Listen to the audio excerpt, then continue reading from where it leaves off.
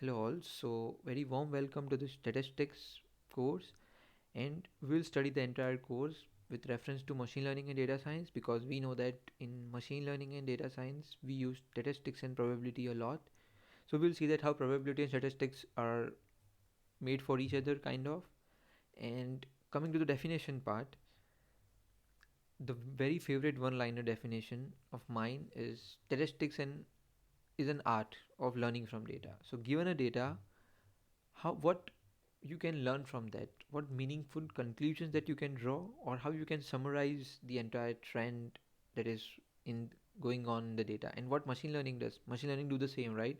It learns from the data and predicts the future, for example weather forecasting or whatever, right? So that's why statistics is really used in machine learning and AI for that matters. So coming to the brief classification of statistics, we have descriptive statistics and inferential statistics. So coming towards descriptive statistics, let's say there are two cases, and case number one is where data is available. So when data is readily available, what you have to do is just you have to summarize. For example, let's say data is for the inflation rate or the unemployment rate of a country or whatsoever. Just you have to, let's say we have 5 years data of inflation rate, so you can have to summarize like what is the mean inflation rate, what is the mean standard deviation, or how much it increases year by the year, and so on. So this is the part where you just describe about the things that you have from the data. You can't describe the entire data, right? You have to be some precise things like mean or standard deviation or stuff like that. And that's why it's called descriptive statistics, this branch is called. But in case number two, which is really interesting, that there is no data, data is not available. What you can do is, in this case we have to generate the data somehow, right? We must generate the data, and in order to generate the data we have to design some experiments.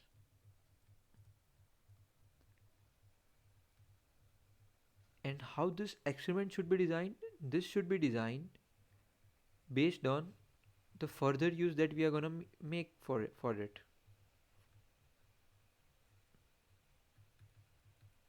So whatever is the further or the end goal or the conclusion that you have to make, based on that we have to design an experiment. For example, let's take a good example here. For example, an instructor wants to teach programming to a beginner. So assume that we have a batch of students where they don't know programming and they are really beginners, and there are two methods. Instructor is not sure which method is best for beginner, and he wants to make some good conclusion that whether method 1 is good or method 2 is good. So what he can do, he tried for dividing a class into two groups. Let's say this is group 1 and this is group 2, and then both methods are taught, sorry, both of the groups are taught their individual methods, that is method 1 and method 2. And then after that we'll see some average score of students of group 1 and the same for group 2, and we'll see that if group 1 average score is higher than group 2, we can conclude that method 1 was superior, right? So this branch, for the conclusion purpose or for drawing any inferential stuff, there is a branch called inferential statistics, that is our this thing, and we will discuss it thoroughly. But to finish the descriptive statistics, so the important part here is that the groups that we divided, this must be divided at random. There should not be any bias in that. It's not like we are putting some bright students in one group and the, like, you know students with low IQ level on the other group. No, this should be done without any bias. And at the end of this experiment, what we have to do, data should be described. What kind of data? Now we collected the data, right?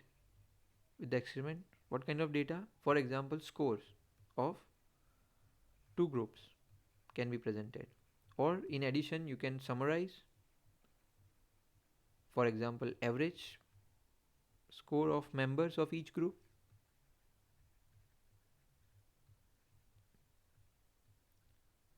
should be presented. So this branch just deals with the description and summarization of the data, nothing about the conclusion right now. Whatever, after collecting the data, how you can describe them or summarize them in terms of average or standard deviation or whatever. So this branch that deals with just summarizing or describing and summarizing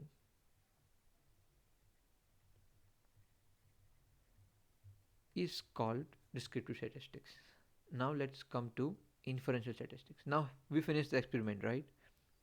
Now how we can draw a meaningful conclusion that which teaching method was superior, whether method 1 was good or method 2 was good. That can be done by inferential statistics branch. So this part of statistics that can draw conclusions is called inferential statistics. Now, in order to be able to draw conclusion from the data, we must take into account the probability of chance, because for example, let's say the average score of group 1 is higher than group 2, then we can conclude that method 1 is superior. But is it correct? Is it fully correct?